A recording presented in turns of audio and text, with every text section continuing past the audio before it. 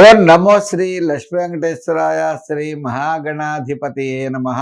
జ్ఞానానందమయం దేవం నిర్మల స్ఫటికాకృతిం ఆధారం సర్వ విద్యానాం హయగ్రీవముపాస్మహే.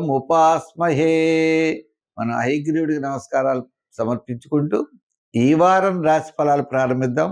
ముందుగా అందరికీ కూడా భోగి, సంక్రాంతి, కనుమ ఈ పండుగల యొక్క అంటే సంక్రాంతికి శుభాకాంక్షలు మీకు తెలియజేస్తూ మన కార్యక్రమాన్ని ప్రారంభిద్దాం. ముఖ్యమైన విషయం, భోగి అంటే క్లుప్తంగా చెప్పాలి అంటే దక్షిణాయనంలో రాక్షసుల ఆధిపత్యం ఉంటుంది.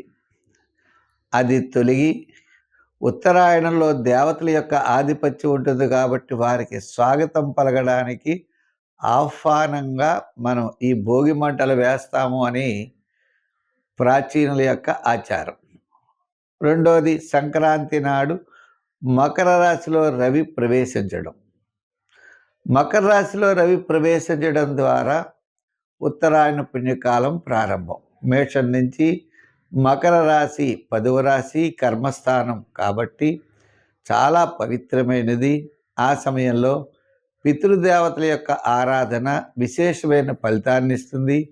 జన్మజన్మల నుండి వచ్చినటువంటి పాపమంతా కూడా మాతా పితృహు సేవనం అన్నట్లుగా పితృదేవతల్ని సేవించడం ద్వారా మనం తరిస్తాము అనేటువంటి ఉద్దేశం చేత ఆ మహాపుణ్యకాలంలో పితృదేవతల రుణం తీర్చుకోవడం కోసం సంక్రాంతి పండుగ నాడు మనం ఆచరిస్తాం. తరువాత ఉత్సవాలు, అనేకమైన ప్రాంతీయ ఆచారాలను బట్టి ఉత్సవాలు కూడా మనం జరుపుకుంటాం.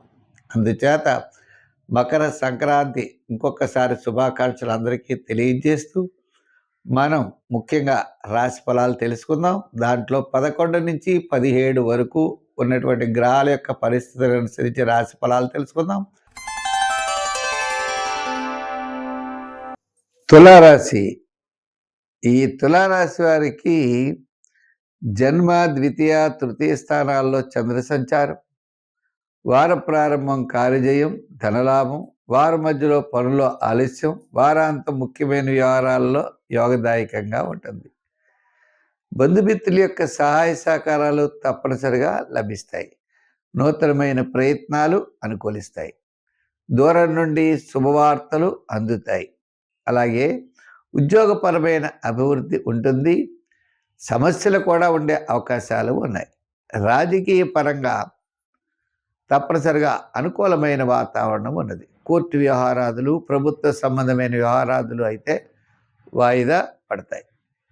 ఇంకా వ్యాపారాత్మకంగా మనం చూసేవా, ఆర్థిక సంబంధమైన వ్యాపారాదులు అంటే ఫైనాన్స్, జనరల్, కిరాణా, మెడికల్, లోహ, యంత్ర, వాహన, చేతివృత్తి పనివారు, కార్మికులకి, సంచార వ్యాపారస్తులకి, ఇటువంటి వారి అందరికీ కూడా ఈ వారం చాలా అనుకూలంగా ఉన్నది. గురుబలం అనుకూలంగా ఉండడం వల్ల కుటుంబార్థిక సంతానపరమైన వ్యవహారాలన్నీ కూడా ప్రోత్సాహకరంగా ఉంటాయి. పబ్లిక్ రిలేషన్స్ పెరుగుతాయి. విద్యార్థులకి చాలా అనుకూలంగా ఉంది. మహిళలకు కూడా చాలా ప్రోత్సాహకరంగా ఉంది. ఈ విధంగా మొత్తం మీద చూస్తే ఈ రాశి వారికి అనుకూలమైన పరిస్థితులు ఉన్నప్పటికీ చతుర్థ స్థానంలో రవి, కుజులు అనుకూలంగా లేరు. రవి వలన ఆత్మస్థైర్యం కొద్దిగా తగ్గుతుంది. కుజుడు వలన మనల్ని ఇబ్బంది పెట్టేటువంటి మనుషులు ఉంటారు. అంచేత ఇటువంటి వారు ఇద్దరి వల్ల జాగ్రత్తలు తీసుకుంటూ ముందుకు వెళ్ళాలి. సంఖ్యల్లో 6, రంగుల్లో తెలుపు. ఆరాధనలో ఎక్కువగా మీరు సుబ్రహ్మణ్య స్వామిని ఆరాధన చేయడం చాలా మంచిది. తద్వారా మీరు విద్యను తప్పనిసరిగా సాధించగలుగుతూ ఉంటారు. చతుర్థ స్థానంలో కుజుడు ఉన్నాడు కాబట్టి ఇప్పటివరకు తృతీయ, ఆయన చతుర్థంలోకి పెడతారు.